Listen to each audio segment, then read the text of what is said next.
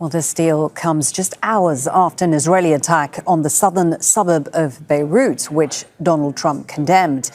The airstrike on Beirut killed 3 people and wounded 16 others. Prime Minister Benjamin Netanyahu says the military targeted Hezbollah sites in response to the group firing into northern Israel. Lebanon has been a major sticking point in the negotiations, with Israel resisting pressure to stop its attacks. Well, we have Nida Ibrahim, who will be live for us in Ramallah in the occupied West Bank with the latest from Israel. But first to Zaina Khoda, who's in Tyre in southern Lebanon. Zaina, so firstly, how are Lebanese officials interpreting this agreement in the aftermath of Sunday's devastating attack in Beirut? Well, there is cautious optimism. There's also a sense of relief. As we made our way from the Lebanese capital, Beirut, to the southern city of Tyre, we did see traffic on the road, as you can see behind me. Some people have been returning to their homes, but there was no heavy traffic in the sense that we're still not seeing these large-scale returns. People are still cautious. They're waiting. They're giving this a few hours because really there's only a few details that have been made available, apart from that statement from the Pakistani Prime Minister, who said that a U.S.-Iranian deal has been reached and it includes a ceasefire in Lebanon. So we are at the entrance of the southern city of Tyre, which has been repeatedly hit during the past few weeks, and we're going to show you one village, Abbasiyeh, which also was repeatedly hit during weeks of fighting. This is a 4-month conflict. At least for now, there's a sense of relief that the killing and the destruction has stopped. Nearly 3,800 people were killed, nearly 12,000 people wounded in this conflict. And it's not believed to be the final death toll because many Hezbollah fighters are still buried under the rubble. As you can see, people are seeing this as some sort of a victory, at least those who support Hezbollah. They believe that Israel was not able to de-link the fronts between Iran and Lebanon, and that a ceasefire has been imposed. But I think it's very important to point out that the conflict has been frozen. It's not over yet. Why? Because the Israeli army still occupies territory in southern Lebanon. Dozens of villages are under Israeli occupation, and it's clear from Israeli officials that they are not withdrawing as part of this deal. Let me bring you in, Nida Ibrahim.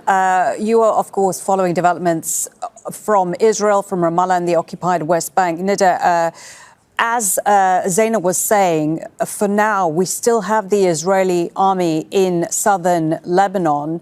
The news of this deal emerged after Donald Trump publicly rebuked Prime Minister Netanyahu over his attacks in Beirut on Sunday.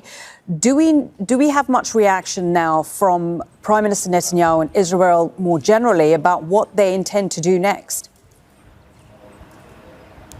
Well, Netanyahu knows better not to publicly defy President Trump, but what he has been doing in the past weeks and just by this attack yesterday, he tries to sabotage on the ground. He tries to use what he calls security needs, what he calls breaches by Hezbollah to attack al-Dahiya.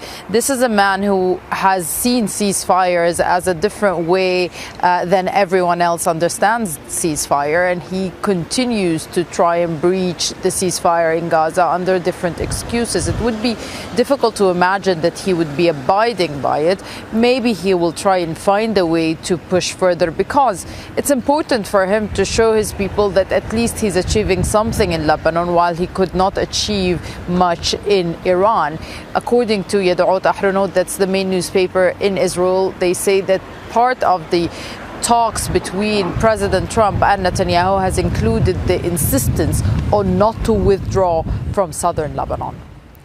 And Zaina, just coming back to you, you are, of course, in Tyre in the south, where the majority of Lebanese civilians have endured months of insecurity, displacement, economic hardship. You've been talking about this for weeks, if not months. Is there a sense at all amongst the people that you speak to that this deal could finally bring about some change to their lives?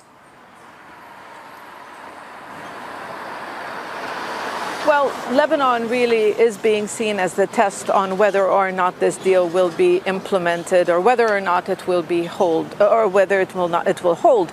Now, many people who we've been speaking to believe that the U.S. administration, the priority has been to end the regional conflict, to end the conflict with Iran and secure a peace deal with Iran, and that Lebanon was not the priority, unlike, of course, for the Israeli government, especially since many here see that the Israeli government failed in its strategic objectives, and that is to disarm Hezbollah. Yes, there seems to be, this seems to be part of a bigger deal, because on June the 22nd, Lebanon and Israel will hold a new round of negotiations in Washington, and what will be discussed, and the focus will be on Israel's withdrawal from southern Lebanon. How is that supposed to happen? Now, what's on the table? A gradual pullout where Israel will hand over territories to the Lebanese army. The Lebanese army will have exclusive control of these territories, and according to the U.S. ambassador, people will be able to return to their homes. So this is supposed to be a gradual process. So it's still too early, really, to say. People are hopeful. Some of them are